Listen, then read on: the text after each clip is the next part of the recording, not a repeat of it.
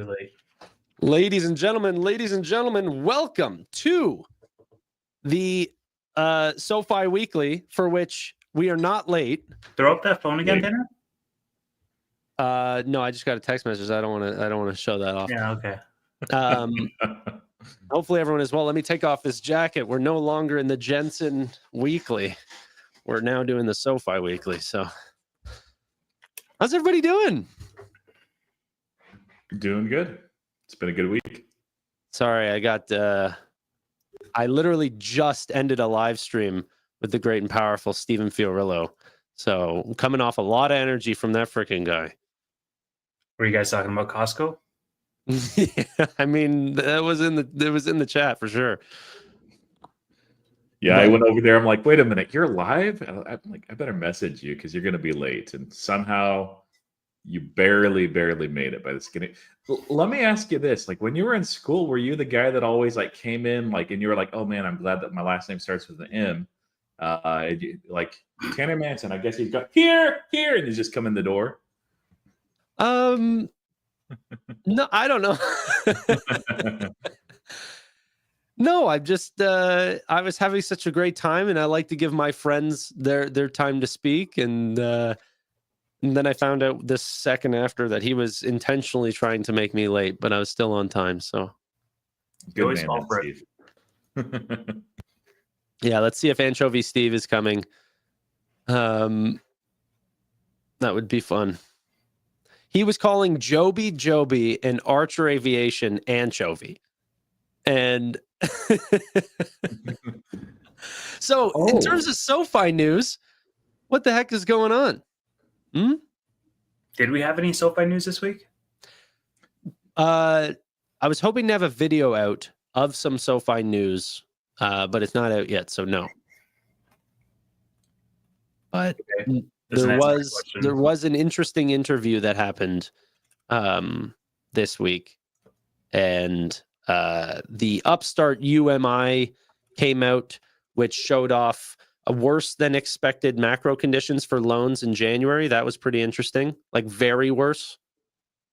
So that's very interesting for SoFi for Q1. I think that maybe they're having a worse lending environment than people might have, previously anticipated, like myself. But yeah.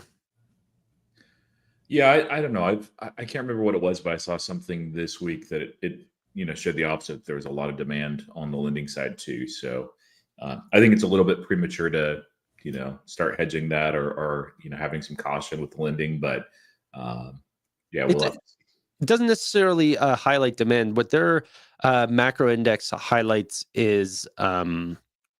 I'll show you here. They're trying to take in a few different things, but unemployment, interest rates, inflation into their total risks, a bunch of other non-macro things that try to take into account their loss assumptions, interest rates or approval rates, these sort of things. And the higher up the number is, the potential worse performance of their loans. But I don't think that necessarily means demand from the consumer side. But you can see here, month over month, a 10% increase. Like, what the heck happened? And what was actually funny is the November number was 1.41. Oops, sorry. Their November number was 1.41, and then December was 1.41. And then just recently, like last week, they adjusted this number down or revised this number downward. And then January came out, sky high. That's interesting. Yeah, that's quite a change. Is it? It has nothing to do with the 10-year yield, I'm guessing. So, is a 10-year, like, that's been interesting, and it does kind of loosely impact SoFi. Oh, it went down again today too. Have you been keeping track of that at all, Tanner? I mean, very so slightly. So the biggest way that the 10-year yield impacts SoFi, and I'll throw this up here, although it's CNBC, they'll probably flood us with ads, is that this is tied to the mortgage rate. So as the 10-year yield, can you guys share it? Throw it up. Sorry. All right. So as you can see, we're down, year to date. That we actually peaked here about 4.8, and so this is a pretty good drop. It's not the lowest that we've been over the last year. When the Fed began those initial cuts, caused a lot of pressure on that too. This right here is certainly not induced by cuts, because there haven't been any, but or even the rumor of cuts, because there really haven't been any. But it's some weakness in economic indicators, and actually the United States government taking somewhat seriously for the first time in a long time the idea to actually restrain and cut some spending. And so as that, and probably some uncertainty that Trump is introducing in the market as well, I think that definitely has an impact on the 10-year yield.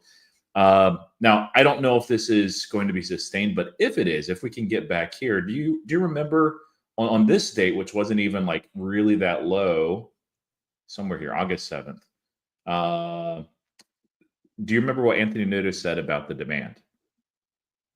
No. He had said for the refinance business, like it's not gone well or anything, but that they actually saw more interest, more demand on that one day than like any other, and it just Yes. rates really, really have an impact on things. And of course, for SoFi, like the biggest impact is on the real estate market, which is, they have products there for the mortgage. So if this continues, that's a really good thing for me, because I'm trying to move. For a lot of people that are wanting to do the same, a reignition of the real estate market, which is a significant part of the United States economy, that's a really, really good thing. And it's a great thing for SoFi. So it's mixed. Like I wouldn't, read too much into like, people. I had people saying this week like recessions are back on the table, and I'm like, I don't know what they're looking at. Like it's weakness is not the same as recession. Now, I to be fair, there was one economic indicator that came out that indicated they were projecting a decline in GDP for the next quarter. Maybe it was quarter three. So that would have been the first decline in a little while. We'll see if that actually happens. And a lot of that is having something to do with government spending. So we'll have to see. But I don't think that we have a recession on the table. And even if we do, I mean, like Anthony Noto, like the nice thing about Anthony Noto and the way that his team guides is they basically guide for an unrealistic worst case scenario. So if we happen to get that, which I don't think that we will, SoFi is okay. Yeah. Even if it doesn't feel like it holding the stock. Do you feel comfortable holding the stock right now, Tevis? Yeah, I feel comfortable holding the stock. I think talking about SoFi on a weekly basis kind of feels like a job right now, but that obviously swings to be fun versus to be kind of a chore. And I don't mean that in a bad way. I just mean that it's hard to come up with topics when there's no news. Yeah, If when the there's news a cycle's small piece of news, then but I posted on X about us going live tonight, and people were like, well, are you actually going to talk about SoFi this time? Because last time we talked about Block. And it's just like, how much do we want to beat that horse to death? Flag on the flag here. This is a problem of Tevis's, because he demands that we keep the name of this podcast the same for brand recognition. And I said, hey, I want to talk about other names. And he said, just do that under the brand of SoFi Weekly. So Sure. But my point is I'm not against talking about other stuff. I'm happy to do that. I just don't want to really pigeonhole us in terms of, and we can take this offline, but I don't want to pigeonhole us in terms of having a fintech moniker that then we're now locked into 4 names instead of 1 name, right? Whereas like with Bootleg, what Roy and I have is we can just talk about whatever we want, and that show is SoFi Weekly. We've locked ourselves into 1 name. Yeah, So but my point is, if you unlock altogether. Don't like just draw a bigger box for yourself. So instead of FinTech Fridays, it's Friend Tech Fridays. Speaking of Friend Tech Fridays, Tevis probably knows where I'm going with this. This is this is Tevis. Yeah, that's me. He has Making me legs? pay. Oh man, I didn't even know. We were hanging out, Yeah. and he made me pay for bubble tea. But don't worry, because he has coupons in his pocket to Oh, help lower the burden for me. why did I make you pay for bubble tea? I wonder why. What do we do before bubble tea? I forget. What? What did we do before bubble tea? We went and got coffees that I bought. You didn't get coffees. Such a liar. You're such a liar. Stop turning the people against That's me. not a lie. That's Tell not them- a lie. Tell them the real story of what we did. Me and Tevis went on a little date. Absolutely. But what was the date? Raptors, a basketball game. That's interesting. Did you pay for that ticket?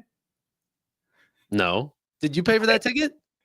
Okay, so thanks for the bubble tea. Did you pay for that ticket? Yeah, of course I did.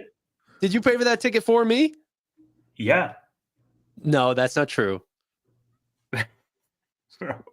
He had season tickets, okay? Yeah, but you know those don't just fall out of the sky. You have to pay for them, right? No, I know, but Why are you starting this right now? because We have you're saying hundreds that of you bought a people ticket for watching. me.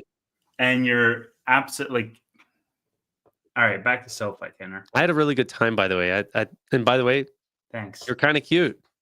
You notice how I didn't text you afterwards? See, this is what I'm saying, guys. It's Friend Tech Friday, so Roy, you would have that too if you were in Toronto and not in Texas. yeah. Yeah. Well, I will say when Tanner and I initially met in person, he was kind enough to offer to buy me coffee. I try to avoid drinking coffee. It's all about the energy drinks, non-Celsius energy drinks. They got me a Monster. It's kind of A monster and what is it, an empanada or something?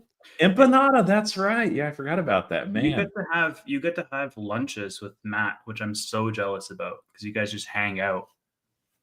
Yeah, we don't hang out. We just fucking. No, you know what? Like the reason Tanner and I hung out was entirely because it was randomly brought up on stream. The last time we hung out was like 2013 or whatever. And we live maybe 40 minutes away from each other ish.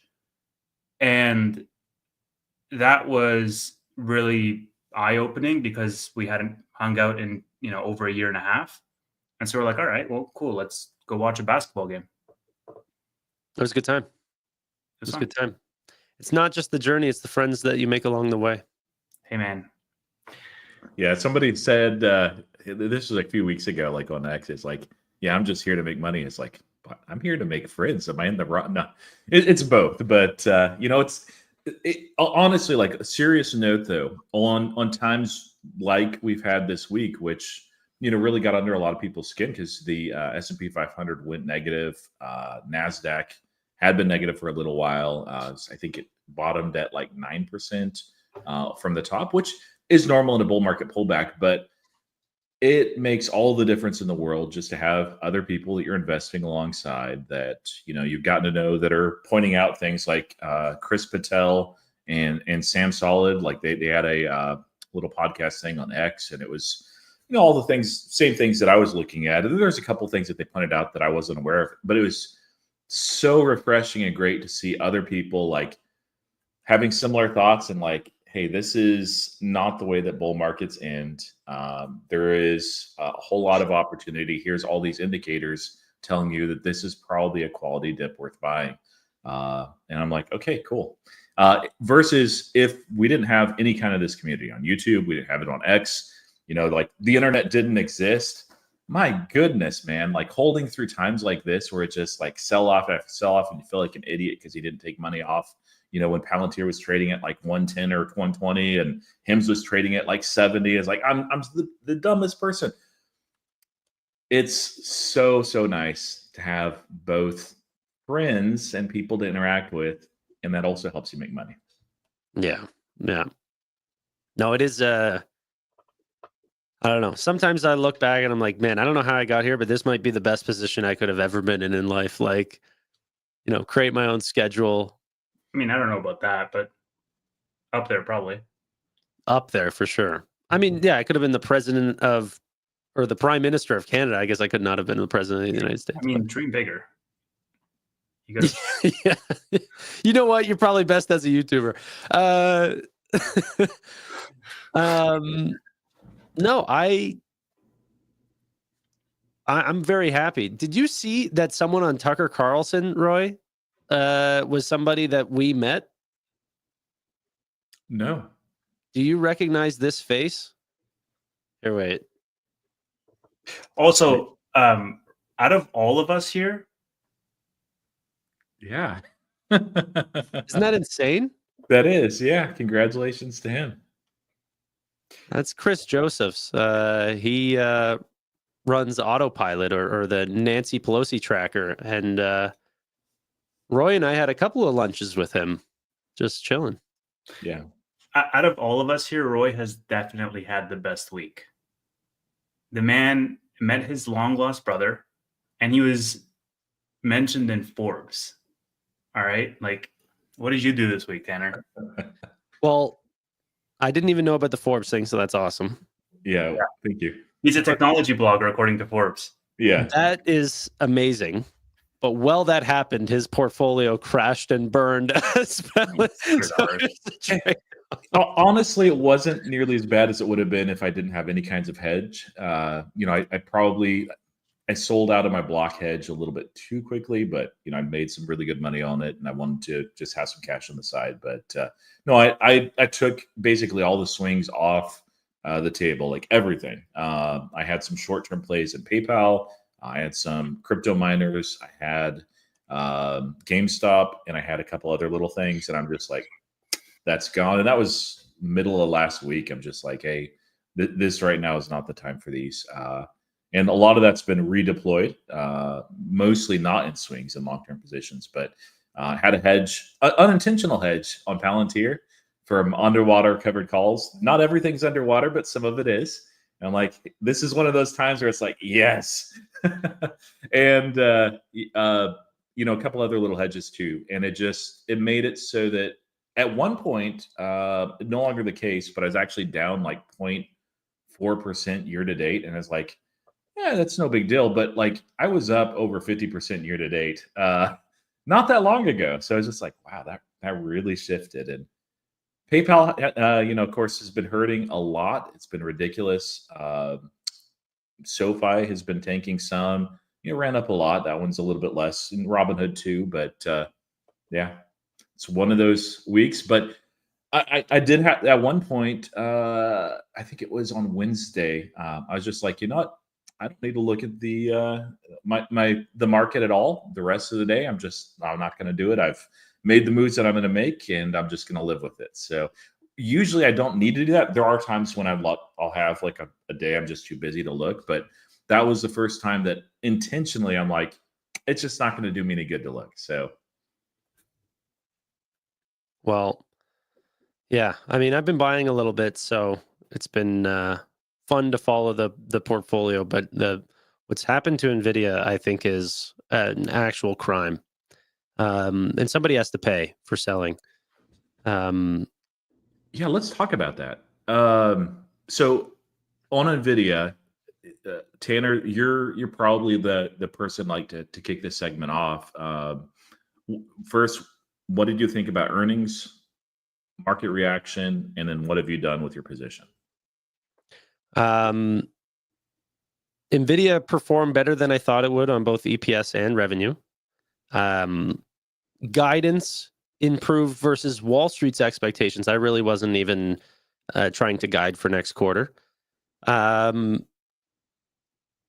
think that Nvidia's only competition is itself, and they are putting out new products and announcing better systems to the point where there might be some delays on customer purchases as they want the best that's possibly out there.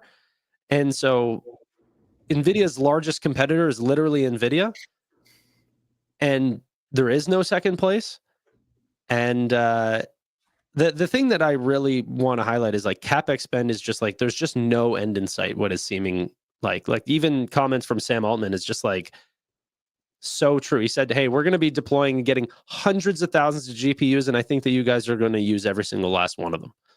Like, and every business is thinking this way right now. So, and yeah, that was a crazy thing. And we'll go back to like what you did and what you did as far as Nvidia, if you saw it as an opportunity or just holding or not. We shared this over Bootleg Weekly, but I think it's worth, seeing. So I'm not just making things up. Oh, maybe I can't. Was there any actual SoFi news this week? Like, legitimate question. I don't think I saw any. No, I mean, we could really, really dig for some like little, but there's not really. Okay, here we go. So let me share. I have a SoFi video coming out tomorrow for those interested. So the Altman quote was here. He said, hey, 4.5 is ready. Bad news, it's a giant expensive model. We're ready to launch, blah, blah, blah. Dude, and by the way, wait, hold on. Giant expensive model is the understatement of a lifetime. This model is so freaking expensive. It's like not even feasible for them to offer it to people. It's really is way too expensive. So like there's going to need to be so many more DeepSeek-esque breakthroughs that are going to need to bring the cost of these models down. Sorry, go ahead. So this is all when Nvidia like tanked right after earnings and is trading like at 120.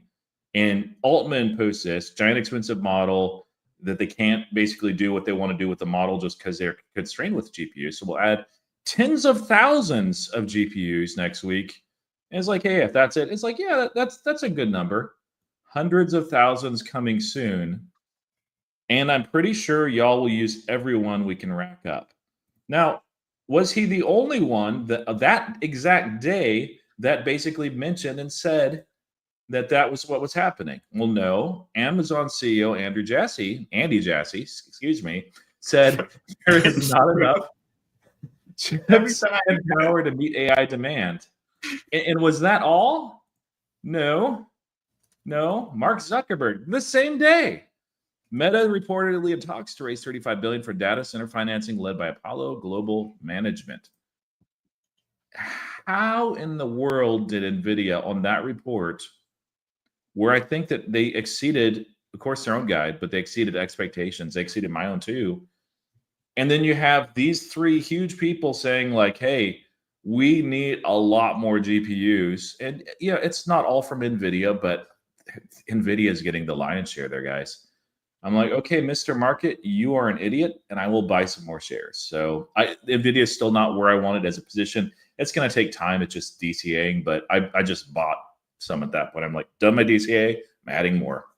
Yep, me too. So I added to my position. It's incredible, like Tevis. I remember this comment that you made probably like 2 months or so ago, saying, well, maybe there's companies at better valuations or something like this. It's like whenever you have Steve coming out and comparing the valuation of Nvidia to Coca-Cola, and Coca-Cola looks expensive just based on, current earnings. Yeah. It's insane. Like you're talking about a company that is growing at triple digits in some areas with incredibly high margin. Like there's nothing like this in the market at all. And there's just future S curves to come. That's the thing that I think is so interesting. It's like, people are talking about possible recession or something like this. It's like, I don't see how this slows down autonomous driving or robotics one bit. And Nvidia is actively trying to be the absolute leader in both of those spaces. Yeah. I mean, look, yesterday or Wednesday, Roy and I talked about Nvidia as it for the class of investor who is concentrating into mega caps, that Nvidia and Amazon were among the best ones that you could be in right now. Google. For the risk reward profile. We actually put up a poll and like 100 people voted in that poll, and it was like dead even, like 50-50. And so I agree, man. Like I've purchased Nvidia since I made that comment. I was really happy with the earnings. I'm totally on the Nvidia train. I think it's going to be great. So okay, so Zach, one, Zach, let us know what we should talk about that's SoFi related, and then we can definitely cover that. Legitimately, if there's news that we miss, because sometimes we do miss things, Yeah, I'm not. post it in the comments, and we would love to talk about that. But if there's nothing to talk about, I mean, like we don't even have a short interest update. So we could look at the there was the Ascenda partnership. Right.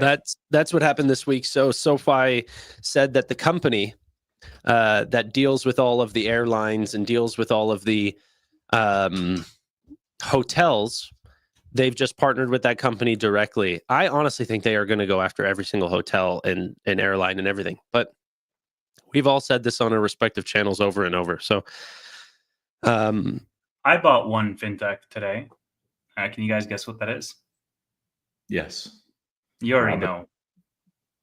know. Do I know? I mean, Roy literally just said it, bro. Did he? What do you say?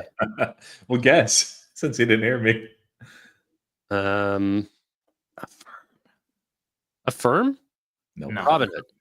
Robinhood. Couldn't resist. So did you whisper a firm? I did, yeah. Okay, I thought that's what I heard. So Tevis, was this like part of a DCA strategy? Is that what you're doing? Was this just I'm going to double down on my position, or like what was it? And what was the impetus behind that? No, Kelly just said, "Hey, I'll buy $2,000 of hymns if you buy $2,000 of Robinhood." And I was like, "Deal." So we just did that little trade today. And honestly, both are amazing companies. So like, I don't think with either, like if you're long-term investors, like you can have too much of those. So honestly, I don't know what's wrong with you, Tevis. I freaking offered you that same deal earlier. I said I'll buy $10,000 of hymns if you buy $10,000 of Joby, and you didn't take me up on it. So what the heck's going on? Whoa! Are you comparing Joby to hymns? Let's do that. Actually, we don't have to do that. Bro, let me share my screen here. Do you hear this? Do you hear this deal, Roy? Do you hear that? Like with friends like Tanner, who needs enemies, right? Yeah. $10,000 of Joby. All right, throw it up. We'll go through. Now, as a reminder, if anyone's new, we at the end of each year do a gift exchange. And so we give gifts. And the intent is the giver is trying to give the best gift. And whoever does at the end of the year wins. Going to be me again, just because I was able to give hymns. But let's look. Yeah, Joby's doing awesome. Look at that. It's up 3.7%. Oh, wait, down 13%. Okay, what about TMDX? Transmedics is actually up year to date, 1477. So what about HIMS? HIMS is up. Oh, it really fell a lot. Man, look, it fell 34%. Now you're just flexing the fact that you're winning at a Christmas gift, Roy. Well, so honestly, if I win, I also think Tevis and Chris win too, because they would have given the exact same thing. XYZ, which I hate that they changed the ticker, but they did. Yes, it is terrible, and the stock prices reflect. Honestly, it's probably. What were the other ones? Can you go through the other ones? So I had Lemonade, and then what was the last one? Lemonade, LM, and that was all of them. Yeah, this is the last one. So Lemonade's flat on the year. It did have Transmedics too, didn't we? Yeah, I looked at it. It's up. It's in second place. It's like up 16, 17%. I just did that one. That's Chris's gift. Yeah, 14%. So, and that could be really good throughout this year. So yeah. Are you comparing Joby to HIMS in terms of quality of company, quality of stock, Tanner? No, I'm comparing Joby to Hood, actually. I said, like Kelly bought HIMS, and I said I would buy HIMS also. If Tevis just bought the companies that we offered to him. But yeah, I mean, like that's just not a quality name. If it was a quality name, I'm sure Tevis would take you up on that. But I agree. That's why I don't own any shares. But all right, moving on. Next topic. You like, I've never seen anybody more upset that they're making money hand over fist with HIMS. I'm not. You're $100. Your $100 is now almost double. It was, in fact, over double. It was over double. You're still crapping on HIMS. Would you rather have block? Because I'd be glad to just, let's take that back. You can have Steve's gift. And if you like it so much, I'll buy 10 grand of HIMS. You can buy 10 grand. We'll make it 100. Wait, what?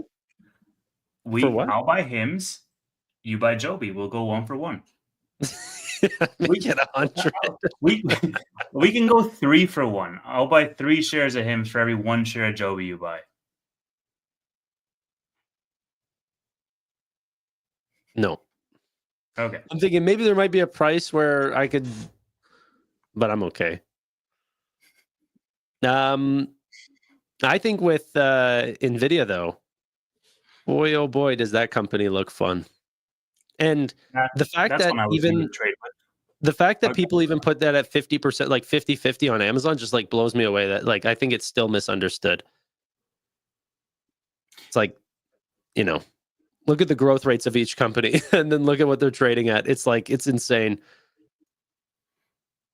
Like, yeah, I don't know. I think it's stupid for me to like essentially buy anything else right now. And it's already the largest thing in my portfolio.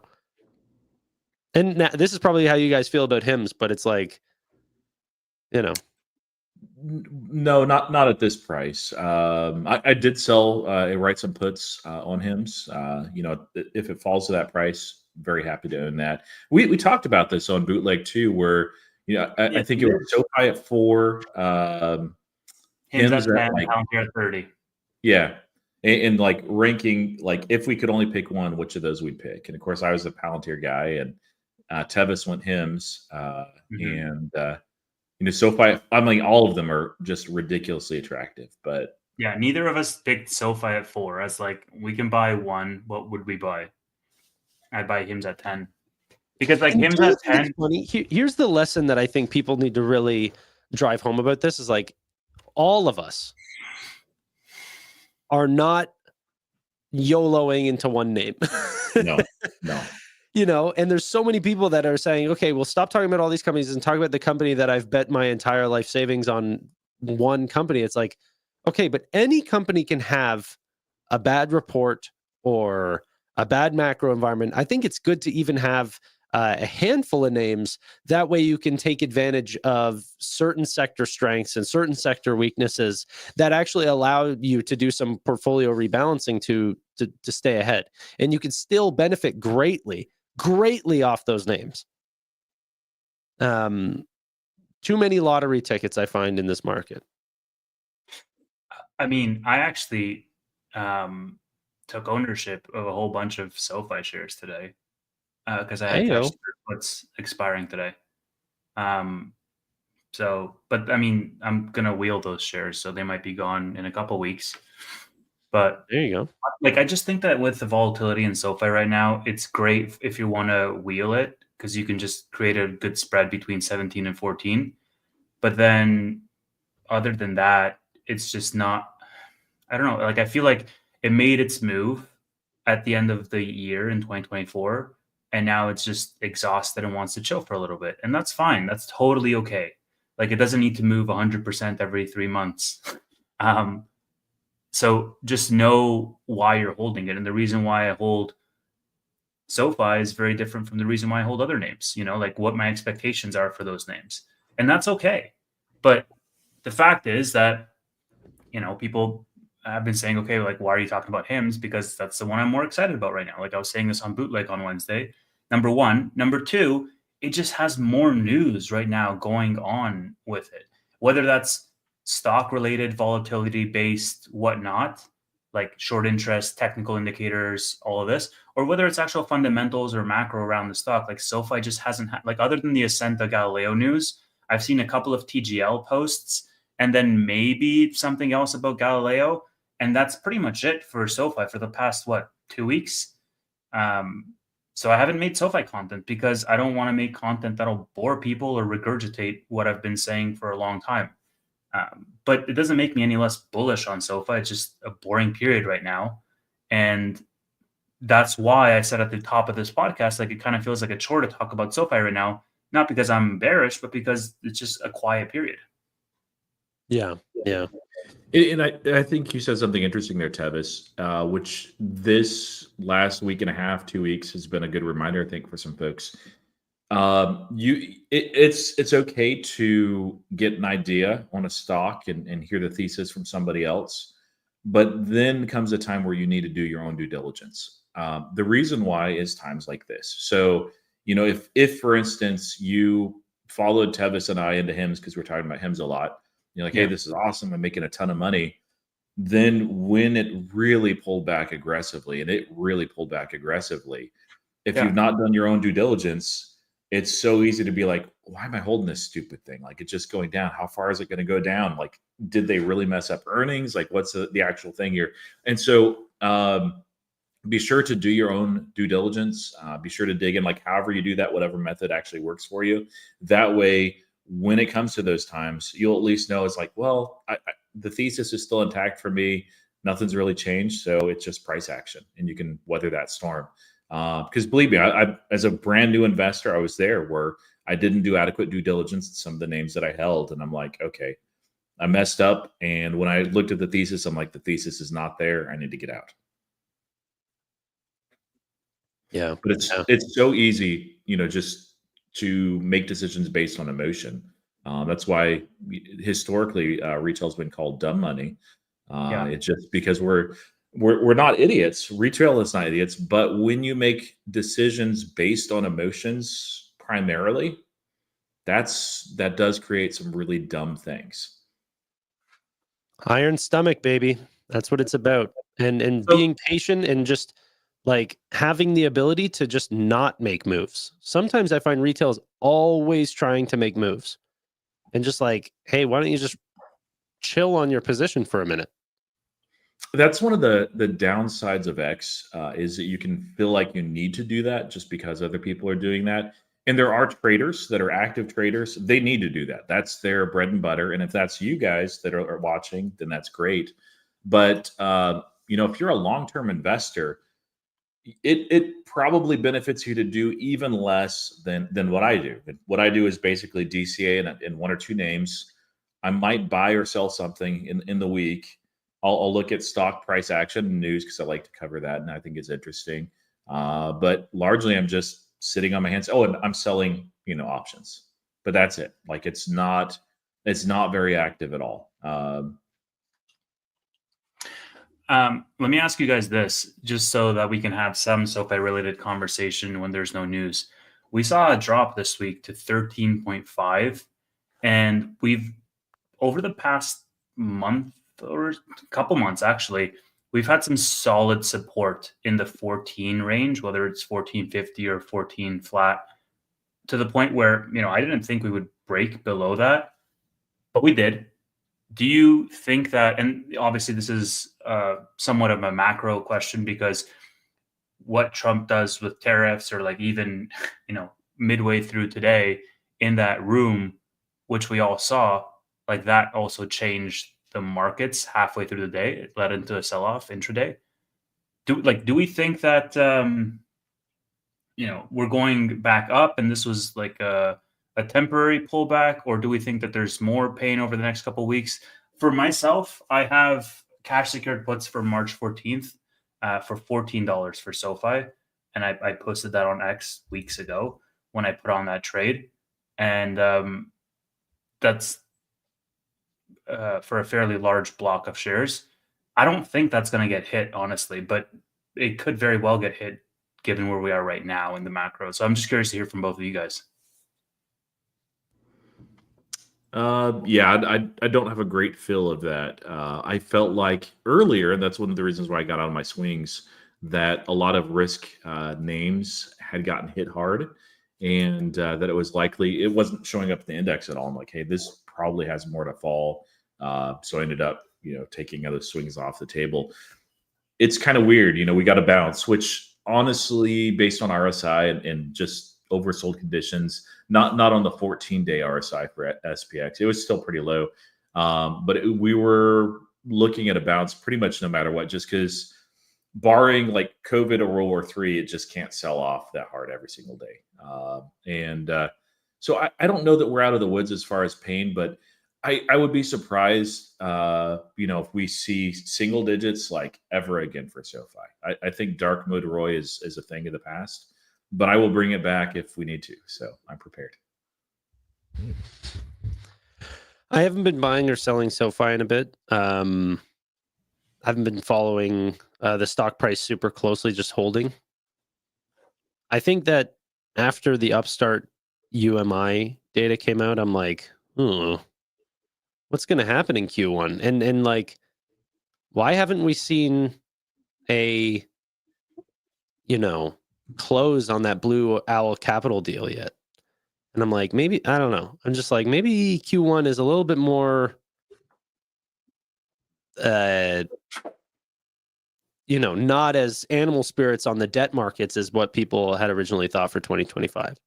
So I'm just watching that really close. On the other side, we saw January website traffic really high. But in terms of where the stock goes in the short term, I've never really made a bet on that. I don't know. If it does go into the 13s or 12s, I'll definitely be buying. Maybe I shouldn't say definitely, because if it's a broader market drawdown and Nvidia also follows, and we also see that at 105 or something like that, I'll probably just be buying more of that because it's all relative to the other stocks in the portfolio. But yeah, I don't know where SoFi is going to be going in the short term, but I'm definitely. I think Sagig brings up a good comment saying that rates definitely have a role to play here with regards to what SoFi does. I mean, we'll see, right? Because one thought is that increased tariffs will have an impact on inflation, which will then have an impact on rates, and that could potentially lead to a better environment from a cuts perspective. But it's got a lot of it has to do with the macro right now, and it's interesting that we don't have news from SoFi for 2 weeks, and immediately you're like, oh well, maybe something's not good. So I don't know. We don't have any indicators, but then again, I also think that we're somewhat spoiled as a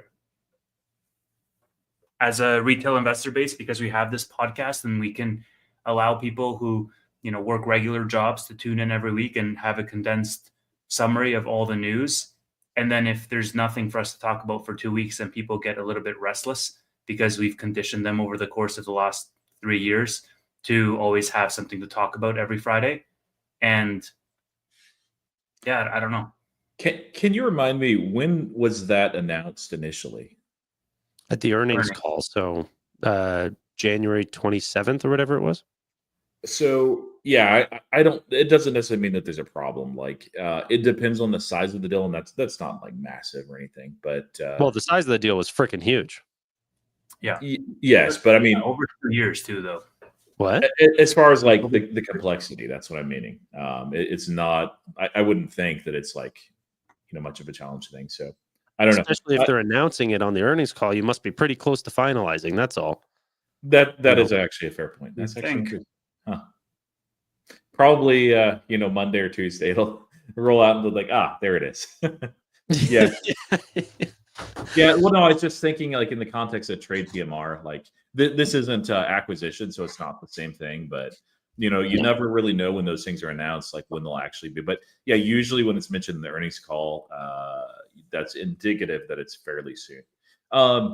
Do you want to throw this up and we'll just look at rate expectations from FedWatch? I thought this was pretty interesting. And there, I think you guys can see it okay-ish. This is where we sit at the end of the year as far as rate cut probabilities. And so, currently it looks like we actually have not a consensus yet that's overwhelming, but this is a little bit different than it was a month ago. If we look here, you can really see in the 1 day and the 1 week, it shifted a little bit, but really 1 month, there's been a lot of shifting. That there was, about 10% of people, even a week ago, that said, hey, no rate cuts at all. And now that's down to 1.2%. That's collapsed. A week ago, a lot of people were thinking, hey, maybe we'll get one tiny rate cut. Those have shifted now to 2 cuts or 3 cuts. And then there's even some wild folks out here that are still out here that are expecting a whole lot more. And that's one of those things with a recession. Like if we do get a recession, I don't think that we do, but if we do, the probability of rate cuts increases dramatically. And so will SoFi get hit because it's a recession? Yes. But also there will be rate cuts, which is really, really good for SoFi too. So it's not, everything will get hit in that kind of environment, but it's for their underlying business itself. Like they're going to be positioned well. I need to actually start thinking of like, at what point would I add SoFi? Because, maybe we go a lot further than I think. If we go into single digits, I'm going to have to do some adding. I just don't expect that at all. Yeah, I think that, going back to the 10-year conversation, like the reason why this is dropping, the reason why rate cut probabilities are going up is not because of something getting better on the inflation side or anything like this. It's like B-Dub said in the chat, it's because of potential slowing growth to get the markets moving again. And so this is where it's like not one dimensional for SoFi in terms of like, okay, well, if rate cuts come in, then that means loan demand. But, this is a whole bunch of things that could potentially be, even if they do get rate cuts, potentially there is a slower economy or, something else And that's going to hurt the SoFi. reality is we might have a slower economy this year. I think that that's actually pretty likely, just given the scale of government cuts that they're trying to do. Tariffs as well are not helpful, although they don't have their full weight and impact for usually about 2 years. But yeah, But like, I don't even think it's going to be that material to SoFi because of how conservatively they guide in the first place. Like maybe. they're accounting for a way worse macro environment than what we're in and probably what we're going to be in by the end of the year, unless something like Black Swanish happens. We're not actually sponsored by Celsius to the comments that are suggesting that we are. It was just a joke because Tevis drinks it every day. Yeah. I don't. I only drink it when I'm on stream, which is like only twice a week now. My time that I can spend on YouTube has drastically been diminished. And so it's you're gonna see less of me, unfortunately. So less Celsius for me.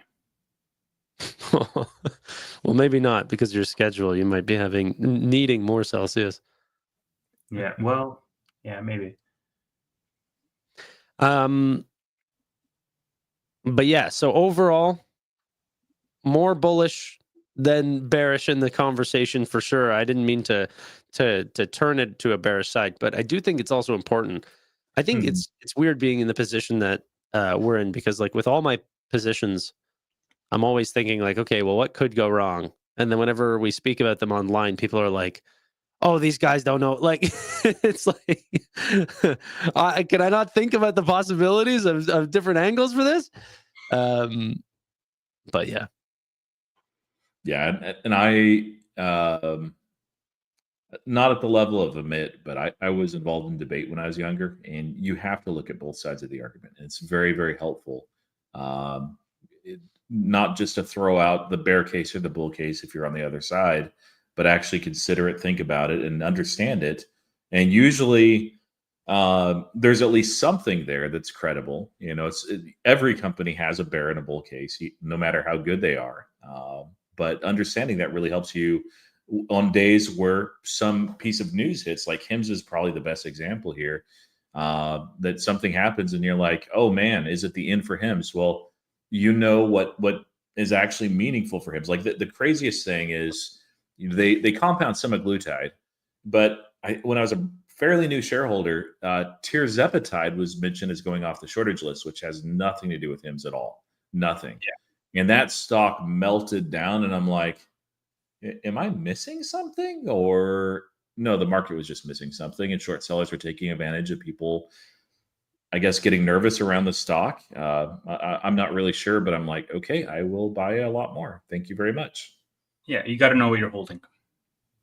Yep. Even with SoFi. Even with SoFi. Is there anything that will make you buy more SoFi, Tanner? Like if you see it at $10, would you buy more? Or like you're basically built out? Yeah, no, I want more SoFi. Yeah, if it goes down, I'll buy more SoFi. Well, especially if it goes down in a market that is going up, and then just disproportionately it gets cheaper. Yeah, I'd buy more. I'm I'm not like Steve. Steve is like turning like anti-SoFi. I'm not anti-SoFi at all.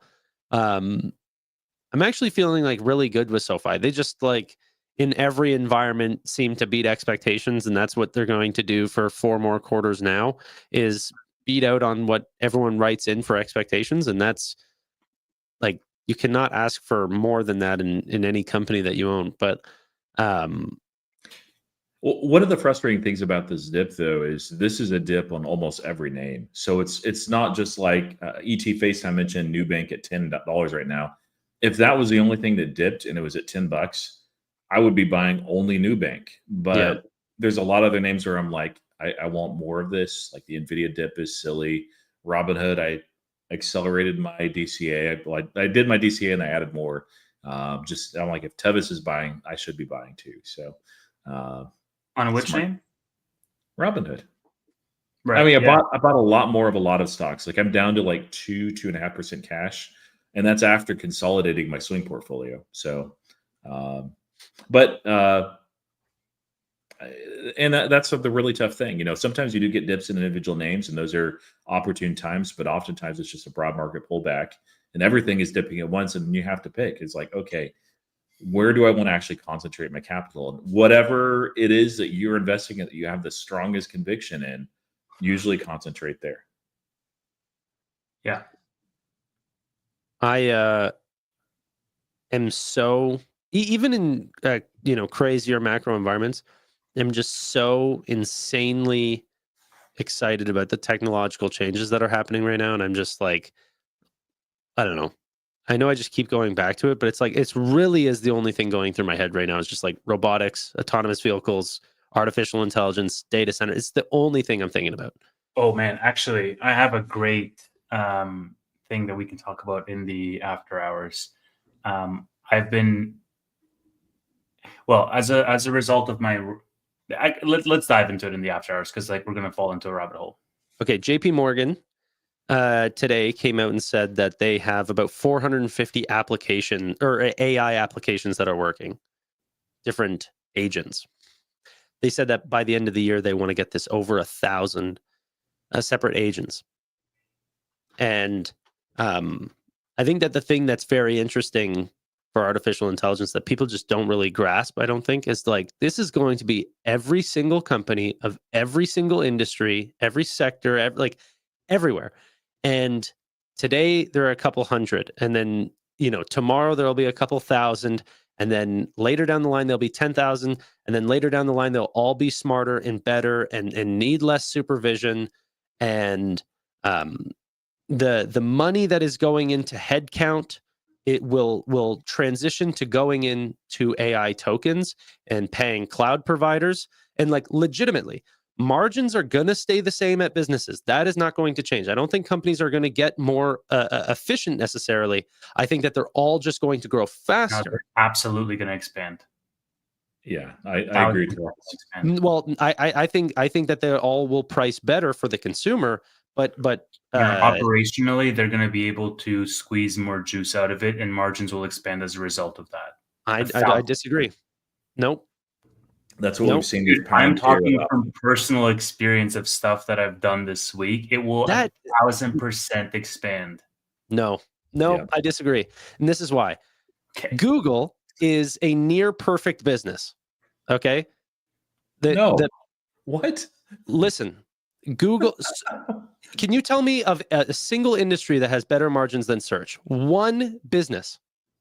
That is the number one business in the entire world that squeezes out the best margins. There's never been a business that's created better than. What's your point?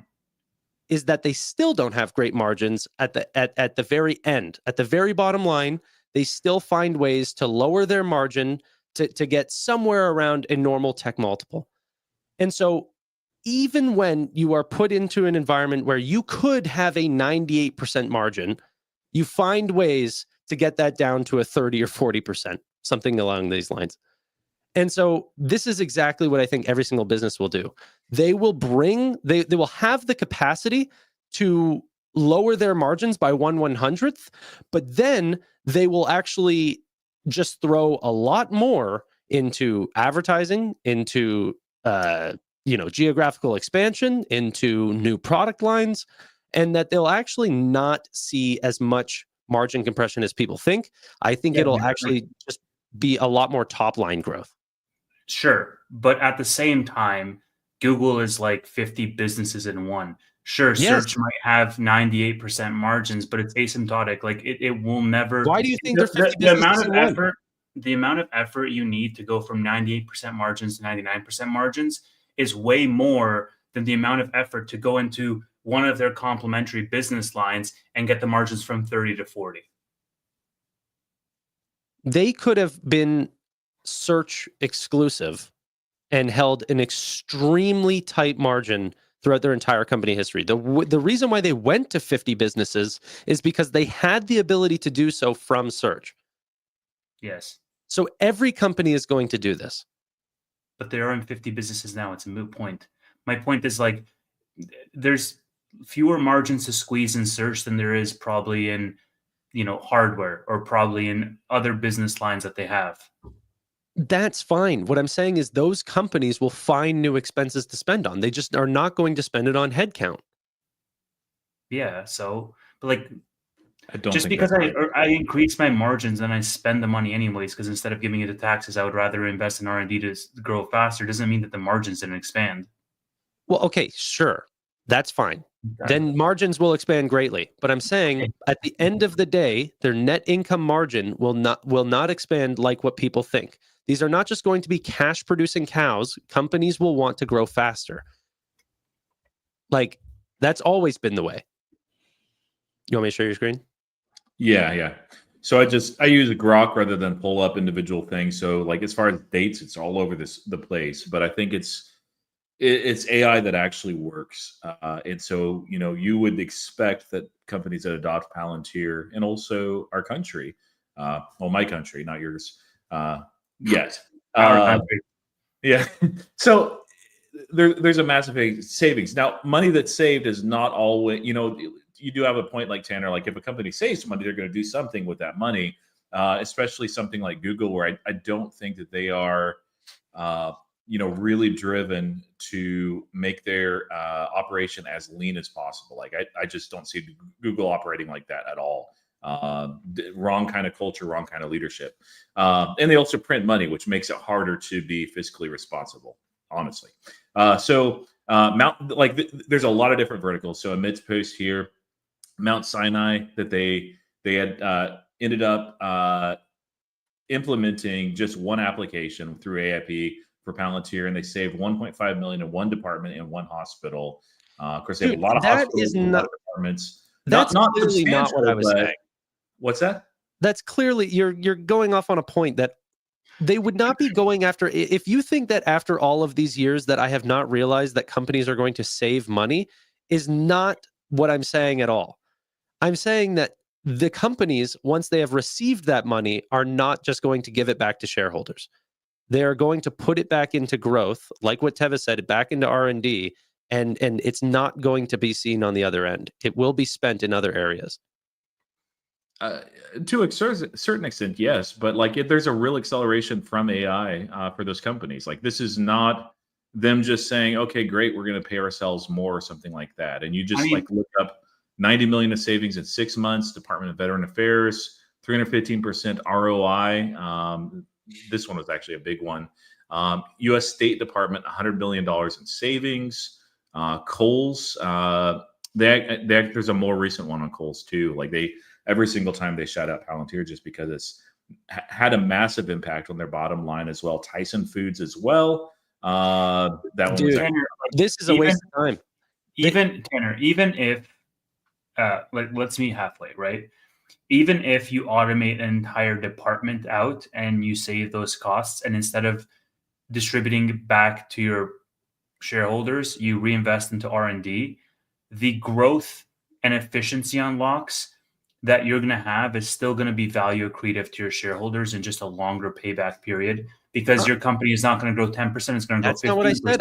I completely agree with that. I completely agree with that. All I'm saying, I am fully aware of the advantages that AI is going. Like we are going to go into boomtown. I'm just saying it's not going to yield shareholder return the way that people think it is.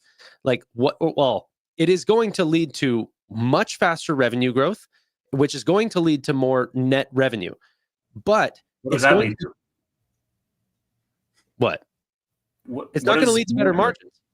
What does more revenue and more net income lead to? Shareholder returns. Yes, but what I'm saying is whenever you're saying shareholder returns, whenever I'm saying what I should be saying is shareholder yield. It will not lead to higher shareholder yield in terms of buybacks and dividends. Oh, that's fair. Yeah.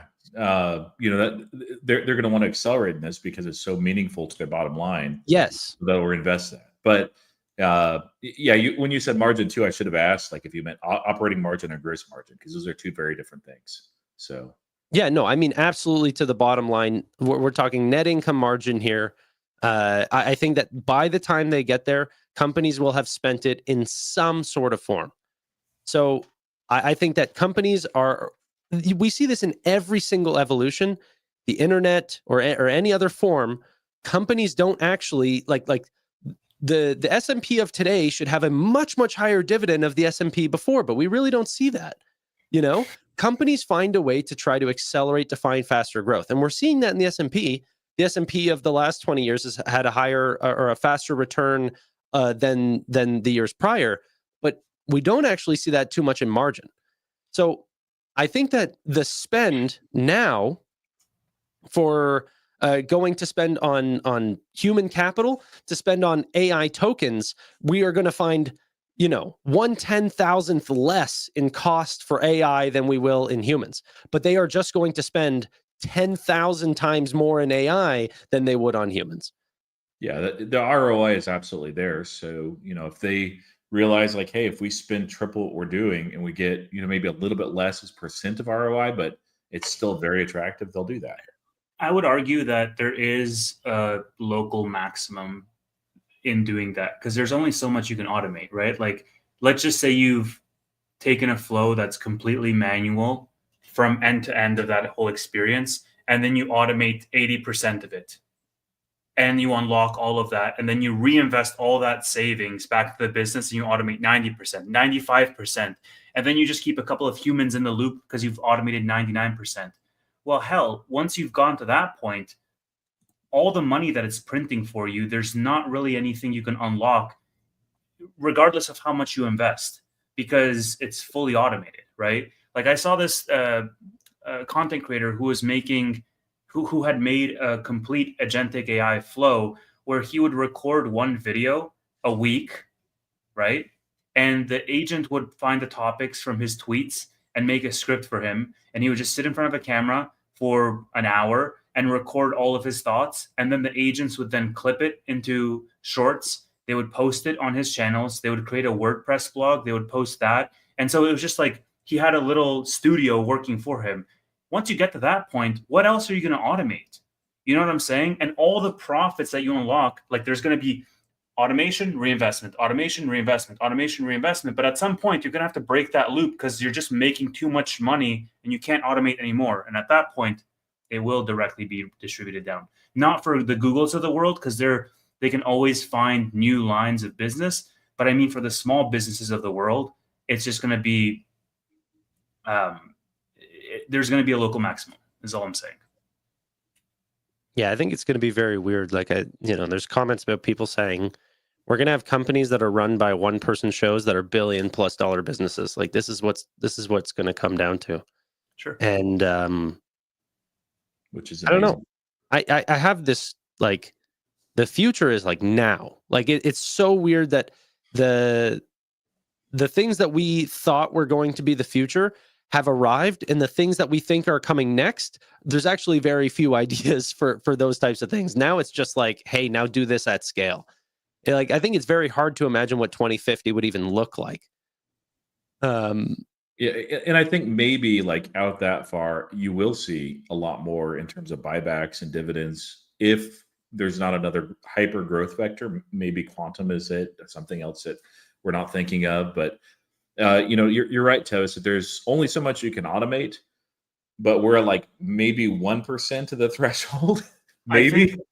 I think I know you're not saying it otherwise. Maybe we can, yes, absolutely. We're still early days. and we are more exposed to it because we're sort of on the bleeding edge of it. Like at least like this is so overwhelming in my day job. My like even before hopping on this podcast, my CEO was like, there's just thing that I read about this is this, and then like send me paragraphs on things he wants me to research this weekend.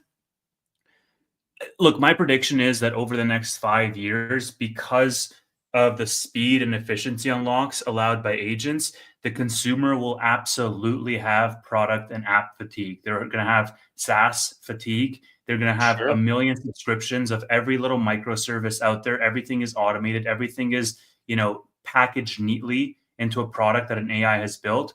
And you're paying $2 here, $5 there, $10 there.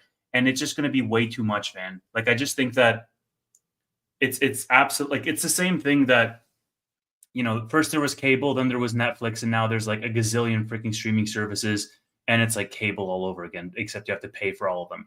And like I think we're going to get to that point of tipping the scale a little bit too far, because you're going to empower all these independent creators now can have no code solutions where they can launch an app, and in the course of a week or a weekend, even through AI and agents, they can put their app on the app store, sell it to people, and people now have a new product that they didn't even know existed last week. And so like that Yeah, but extrapolated a couple of years is going to be like so exhausting from a consumer perspective. I don't necessarily think that'll be the case. I think that similarly to YouTube, this like the amount of video that is uploaded to YouTube every single day is not consumable. But the shit just goes right down to the bottom and the cream It's rises not to the top. here. Let me give you a better example, because it's not YouTube. Because YouTube has a monetization through ads revenue stream. It's the App Store. Yeah, but And that if that you will look, have to be hold on, adjusted. just give me a sec, one sec. If you look at the research, you absolutely have app fatigue, because what the App Store was in 2013, 2014, like I don't know if it was if this is personal to you guys, but like I would go every now and again on the App Store, see like what new apps were out, see what I could download if there was something new, like a new tool. And now, when was the last time that you guys looked through a top 10 apps list on the App Store? Absolutely not. Like I can't remember the last time I'd even downloaded an app. It's going to be the exact same thing. Yeah, I check from time to time, but But I'm an old dude, so yeah, we get I've something definitely over. checked this week for sure. But yeah, I don't know. I think the other interesting thing too, like early on in the internet, it was a completely new medium. And so there was like so much that's happening. We also saw this in crypto as well. Like it's just a completely new medium. So there's like brand new names. No one knows who's settling, who are the big guys. But AI is built on the same rails as the internet is all. It's built on mature rails. Okay. And so the players that are the biggest players in the internet will be the biggest players in AI, or seemingly, right? Amazon, Microsoft, Google. So I don't know. I think that the tools that people will have are going to come from familiar hands. At least a lot of them will. Unless something sticks out, like a Notion or something like this. Cool. Now let's go into the after hours so I can tell you guys all about this other thing. Ladies and gentlemen, thank you all so much for watching. Really do appreciate your time. But bye for now.